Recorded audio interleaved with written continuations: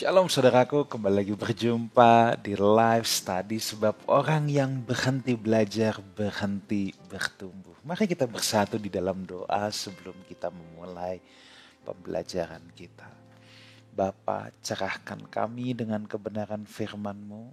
Kami lapar dan haus akan kebenaran-Mu. Terima kasih, dalam nama Tuhan Yesus kami berdoa. Amin. Saudaraku, kita akan menyelesaikan Matius pasal yang ke-26 pada hari ini, ya, ayat 47 sampai 75. Agak banyak, tetapi kita akan selesaikan. Oke, waktu Yesus masih berbicara, datanglah Yudas, salah seorang dari ke-12 murid itu. Dan bersama-sama dia serombongan besar orang yang membawa pedang dan pentung. Disuruh oleh imam-imam kepala dan tua-tua bangsa Yahudi. Orang yang menyerahkan dia telah memberitahukan tanda ini kepada mereka. Orang yang akan kucium dia, tangkaplah dia. Jadi Yudas kasih tahu kepada rombongan itu, nanti kalau aku cium, tangkap orang yang aku cium. Ya, oke, ayat 49. Dan segera ia maju mendapatkan Yesus dan berkata, salam Rabi, lalu mencium dia. Saudara, Yudas menjual dan mengkhianati Yesus dengan tanda sebuah ciuman. Peristiwa ini mengajarkan sama kita apa? Ya, bahwa seseorang yang baik dari luarnya atau melakukan sebuah tindakan yang kelihatannya baik, belum tentu dia benar-benar baik. Belum tentu dia benar-benar tulus. Bisa saja dari luarnya baik, tetapi dalamnya penuh dengan kebusukan. Bukankah ini yang dikerjakan oleh Yudas? Dia cium Yesus, wah, tampaknya mesra, tampaknya harmonis, ya, tapi dalamnya penuh dengan niat dan penuh dengan kebusukan. Orang yang sudah pelayanan bareng sama Tuhan Yesus 3,5 tahun pun tidak menjamin bahwa ia bisa menjadi orang benar. Itulah sebabnya saudaraku, saya seringkali menjumpai ada orang yang bilang, gue kepahitan sama gereja, gue gak mau ke gereja. Orang gereja juga gak lebih baik dari orang-orang yang di luar gereja. Loh, saudara, tolok ukur kita memang bukan manusia. Manusia bisa mengecewakan. Siapa bilang orang dalam gereja itu baik-baik, saudara? Ya. Justru orang memerlukan Tuhan karena dia tahu dia bobrok. Hanya orang sakit yang membutuhkan tabib, saudara. Kalau udah gak sakit mah udah gak perlu tabib. Justru karena sakit makanya perlu tabib. Ya, jadi jangan sampai kita menilai, ya, jangan sampai kita kecewa. Misalnya aku gak mau ibadah lagi, aku gak mau ke gereja lagi. Habis di dalam gereja banyak yang munafik. Loh, dari dulu memang seperti ini.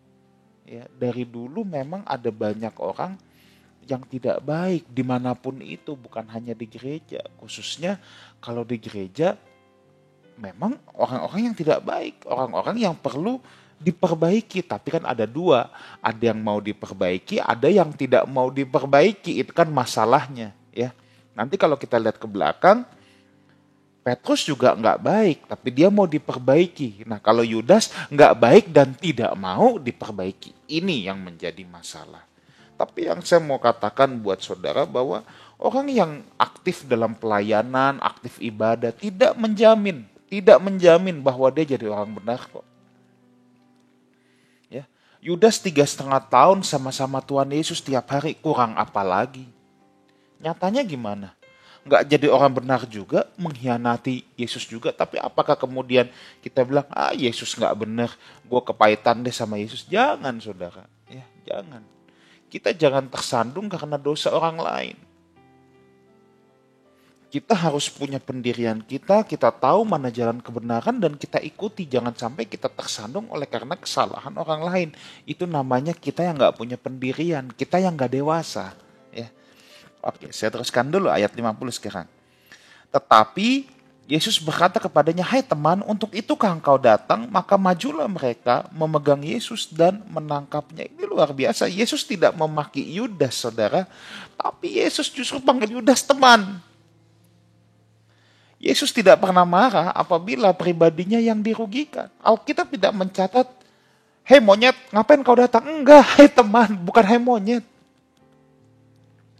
Ingat, Yesus marah ketika kepentingan Bapa, kepentingan orang banyak. Kenapa Yesus marah dengan orang Farisi? Kemunafikan mereka menyesatkan banyak orang. Itu persoalannya. Tapi kalau dirinya sendiri yang dirugikan, bahkan dikhianati, mau dibunuh, Yesus gak marah, saudara. Hai teman, kata. Hai teman, Yesus gak bilang, kutu, enggak, ya hai teman. Nah, itulah sebabnya, saudara ya. Kita harus belajar ini dari Tuhan Yesus bahwa dia tidak marah ketika pribadinya yang dirugikan. Ayat 51-52 sekian. Tetapi seorang dari mereka yang menyertai Yesus mengulurkan tangannya, menghunus pedangnya dan menatakannya kepada hamba imam besar hingga putus telinganya. Maka kata Yesus kepadanya, masukkan pedang itu kembali ke dalam sarungnya, sebab barang siapa menggunakan pedang akan binasa oleh pedang. Nah, ini Petrus yang membacok, saudara ya. Petrus bacok. Pelajaran apa yang bisa kita ambil di sini? Petrus mencoba membela Yesus, saudara. Tapi caranya tidak tepat. Hatinya Petrus dia mau membela karena mengasihi, tapi caranya nggak tepat.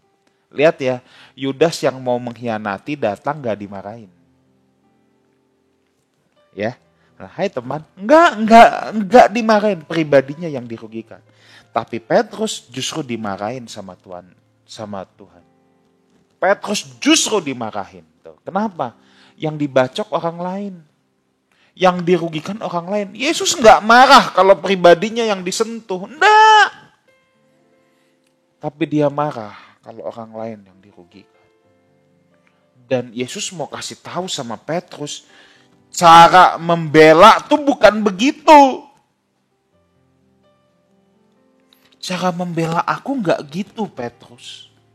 Ada banyak orang mencoba membela Tuhan Yesus dengan cara yang salah. Cara kita membela Tuhan cuma satu, hidup dalam kebenaran. Makanya orang Kristen gak perlu bikin front pembela Kristen, bawa-bawa golok, bawa-bawa pentung. Gak usah, Tuhan gak perlu dibela, apalagi dengan cara kekerasan. Petrus mencoba membela Yesus dengan kekerasan. Yesus gak senang, malah dimarahin Petrus. Jangan bela Tuhan dengan kekerasan. Emang Tuhan gak bisa apa? Membela dirinya sendiri. Tapi itu kan bukan cara Tuhan, saudara. Ya, itu kan bukan cara Tuhan. Ya, maka kita kita mau membela Yesus dengan satu, hidup dalam kebenaran. Sampai orang tidak bisa mencaci kita karena kelakuan kita, itu membela Tuhan. Ya, bukan debat, berantem, membuktikan Yesus Tuhan dari debat. Aduh, orang nggak bertobat karena berdebat, bener?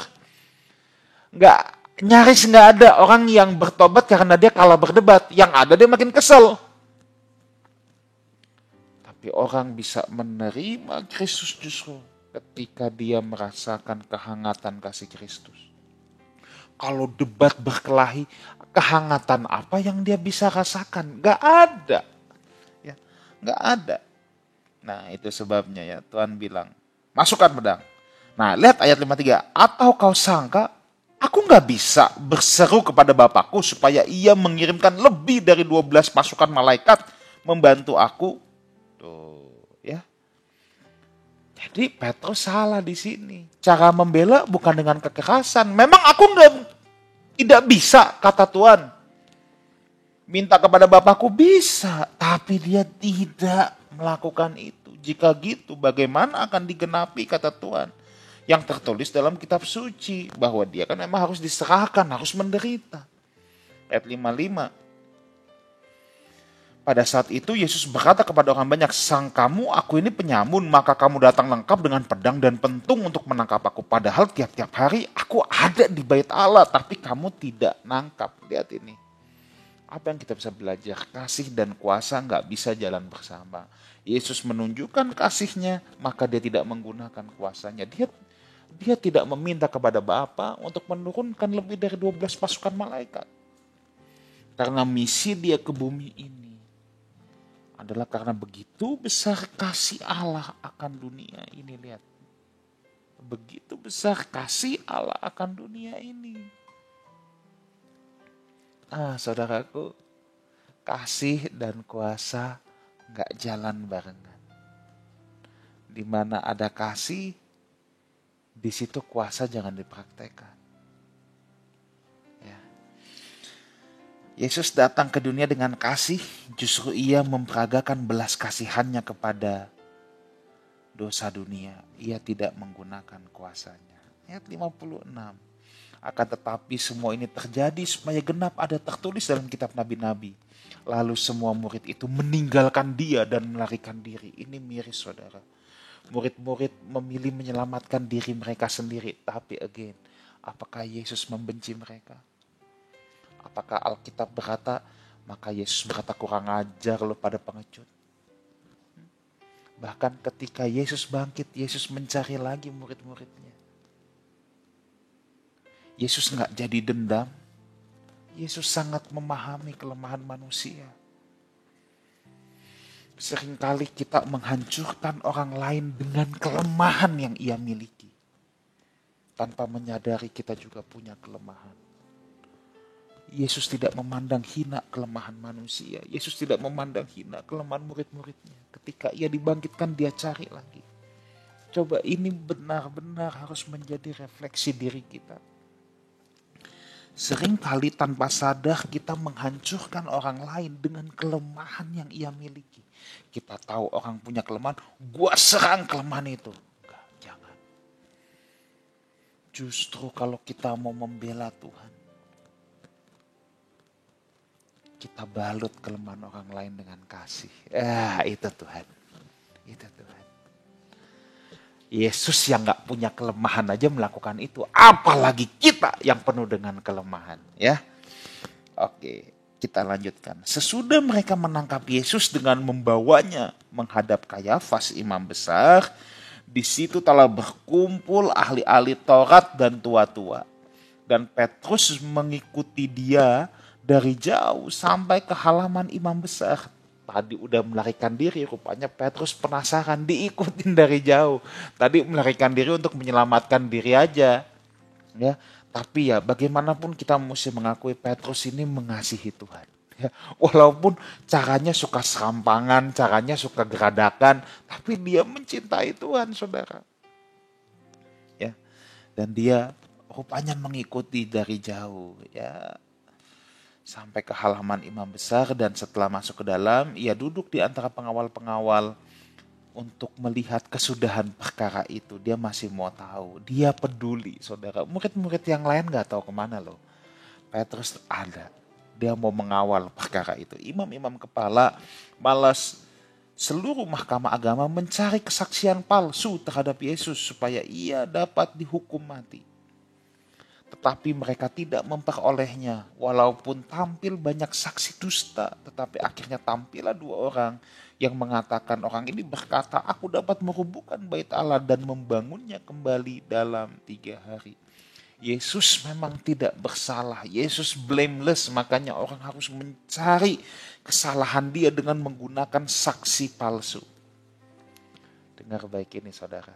Kalau kita dituduhkan dengan perbuatan yang tidak kita lakukan, atau orang mengada-ngada ya untuk membuat kesaksian palsu terhadap kita, jangan kecil hati. Yesus juga diperlakukan gitu. Ya, Yesus juga diperlakukan gitu. Lihat ayat 62. Lalu imam besar itu berdiri dan berkata kepadanya, tidakkah engkau memberi jawab atas tuduhan-tuduhan saksi-saksi ini terhadap engkau? Tetapi Yesus tetap diam. Lalu kata imam besar itu kepadanya, demi Allah yang hidup, katakanlah kepada kami, apakah engkau Mesias, anak Allah atau tidak? Yesus tidak membela diri. Bahkan Yesus gak pakai klarifikasi. Ya. Zaman sekarang ini musim klarifikasi, saudara ya. Karena semua orang sibuk menjaga nama baiknya dengan cara klarifikasi. Dengar baik ini. Yesus tidak menjaga reputasi nama baiknya dengan klarifikasi. Yesus menjaga reputasi dan tindakannya dengan perbuatan nyata. Kalau kita difitnahkan yang jahat, kalau kita dituduhkan yang jahat, bahkan diberikan kesaksian palsu, saudaraku, nggak usah pusing, nggak usah sibuk klarifikasi, nggak usah sibuk bela diri. Buktikan dengan karya. Kalau kita difitnah, biarinin. Punya satu semboyan aja, kerja, kerja, kerja. Berkarya, berkarya, berkarya. Jawablah semua tuduhan dengan karya. Jawablah semua tuduhan dengan kerja nyata. Jangan merasa dituduh sibuk klarifikasi. Nggak usah, nggak usah. Orang yang suka menuduh itu orang kurang kerjaan. Karena dia nggak ada kerjaan, dia akan mencari-cari kerjaan untuk menuduh orang lain.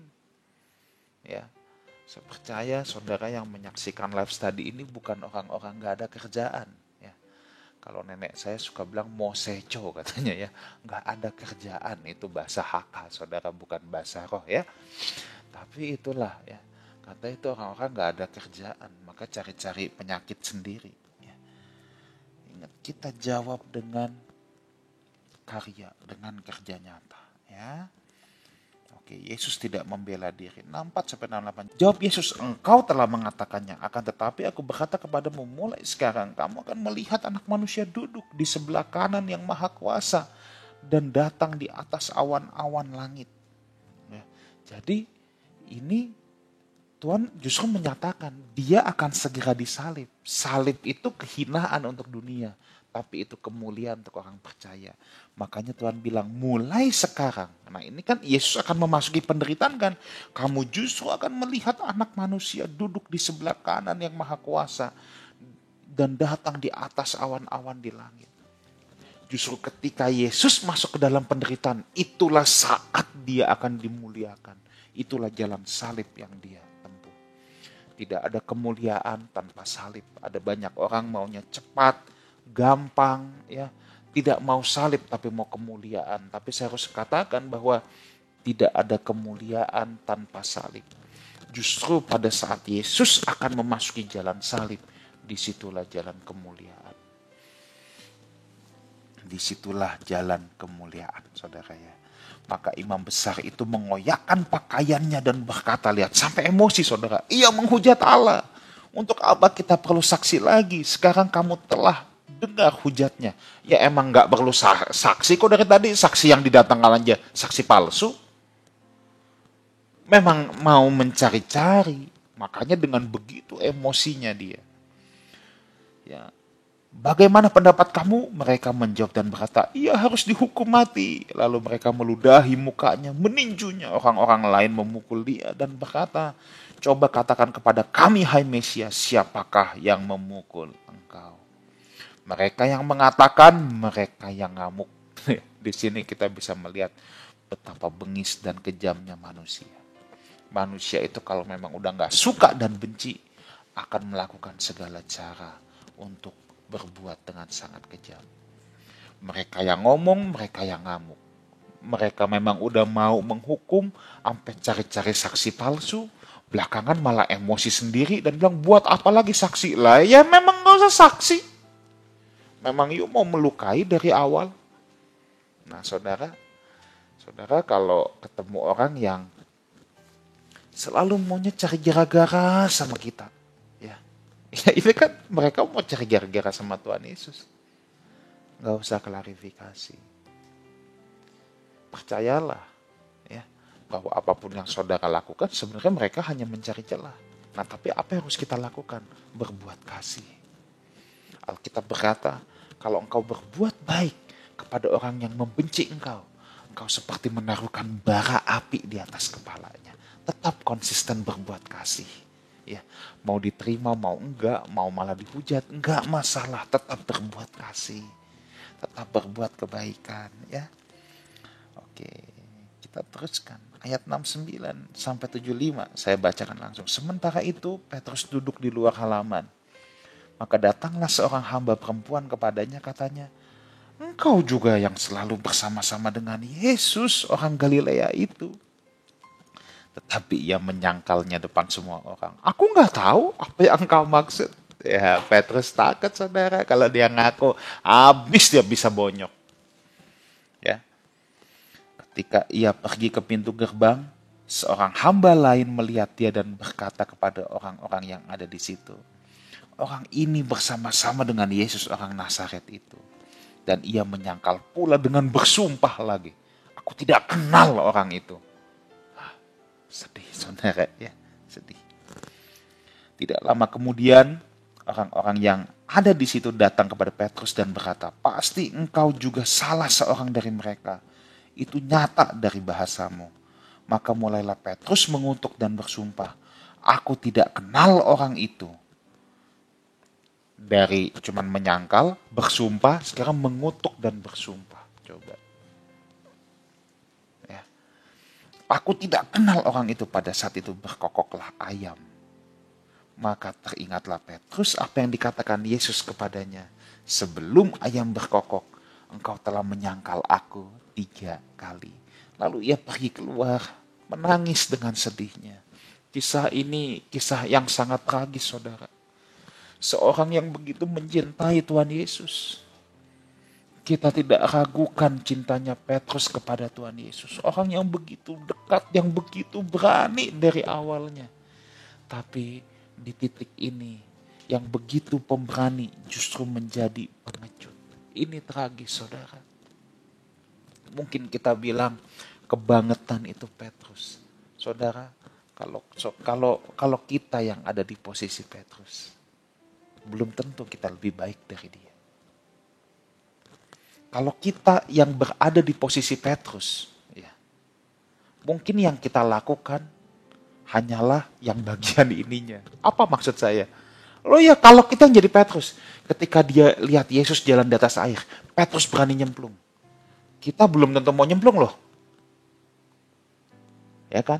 Tapi soal terdesak, Petrus menyangkal, mungkin kita akan ikut menyangkal kalau untuk hal yang satu ini. Ingat, jangan cepat menghakimi kelemahan orang lain. Justru kita tragis melihat ini, orang yang begitu mencintai Tuhan Yesus. Kita tahu Petrus nggak bermaksud, saudara. Hati kecilnya ia mencintai Tuhan Yesus, saudara. Saya tidak membenarkan apa yang Petrus katakan atau yang Petrus perbuat untuk kita tiru, bukan itu. Tapi yang kita mau belajar, saudara, ya, kita lihat Tuhan Yesus. Yesus nggak sakit hati sama Petrus. Yesus sangat memahami kelemahan manusia. Apakah setelah Petrus menyangkal Tuhan Yesus, ketika Yesus bangkit dan ketemu Petrus lagi, dulu Tuhan pernah bilang, di atas batu karang ini aku dirikan jemaatku. Apakah Tuhan Yesus kemudian mencabut kuasa itu? Apakah kemudian Tuhan Yesus menjadi mengecilkan Petrus? Kamu gak bisa dipercaya? Apakah tanggung jawab dan kepercayaan yang Yesus berikan sama Petrus jadi berkurang karena ia dikhianati? Tidak, justru ketika ia bangkit, Petrus diberikan tanggung jawab lebih lagi, gembalakanlah domba-dombaku. Yang kita pelajari di sini adalah bagaimana Yesus melihat kedalaman hati seseorang. Gimana Yesus tidak dendaman, Yesus tidak bencian, saudara. Ini yang luar biasa, betapa luas hati Yesus, betapa besar hati Yesus. Kalau kita udah dikhianati orang, mungkin kita gak bisa lagi kasih dia kepercayaan. Tapi Yesus melihat kedalaman hati Petrus, saudara. Saya gak bilang bahwa kita serampangan terhadap orang yang berbuat kesalahan, yang mengkhianati, yang menipu, kita percaya begitu saja. Enggak. Tapi yang saya mau kita belajar tuh gini. Kita lihat kedalaman hati. Yesus tahu persis kedalaman hati Petrus. Ada orang yang berbuat jahat karena sengaja. Ada orang yang berbuat jahat sebenarnya dia tidak bermaksud untuk berbuat jahat. Ya. Memang ini batinia sifatnya. Tapi kita belajar gimana Yesus bisa menerima kelemahan manusia. Yesus tidak cepat menghukum, tidak cepat menghakimi. Tapi Yesus sangat peduli dengan Petrus. Petrus menyesal dan bertobat. Inilah yang membedakan Petrus dengan Yudas. Petrus menyesal, bertobat, berubah. Yudas hanya sampai menyesal tapi nggak pernah bertobat. Belajar dari Tuhan Yesus. Punya hati yang luas, menerima kekurangan orang. Belajar dari Petrus, menyesal dan bertobat. Ada banyak orang hanya menyesal, tapi nggak pernah bertobat. Bertobat adalah berbalik. Kalau orang cuma menyesal, dia tidak pernah berbalik. Selamat bertumbuh, Tuhan Yesus menyertai kita semua. Amin. Bapa dalam surga, hamba-Mu berhenti berbicara, matraikan kebenaran firman-Mu di dalam hati setiap kami yang mendengarkannya. Dalam nama Tuhan Yesus kami berdoa. Amin. Saudara jangan lupa subscribe Lifehouse Community, Lifehouse Music di YouTube saudara. Saudara akan diberkati ya lewat pujian penyembahan firman-firman Tuhan yang ada di sana. Dan juga follow Instagram Lifehouse Community, ada live message yang akan memberkati saudara setiap paginya. Selamat bertumbuh. Sampai jumpa minggu depan di live study. Sebab orang yang berhenti belajar, berhenti bertumbuh. Haleluya.